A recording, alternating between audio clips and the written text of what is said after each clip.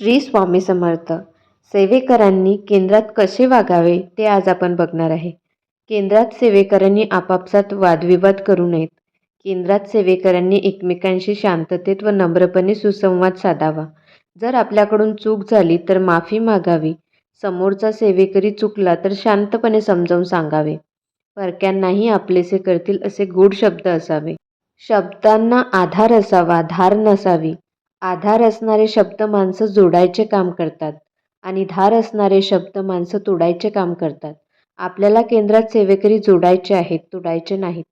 आपण विनाकारण केंद्रात वाद घालतो त्यावेळेस आपण आपलं पुण्य स्वतःहून मायनस करत असतो. केंद्रात टाचणी पडली तरी आवाज येईल इतकी शांतता असावी. आपल्यामुळे एखादा सेवेकरी केंद्रात यायचं बंद झाला तर ते सर्वात मोठं पाप होय.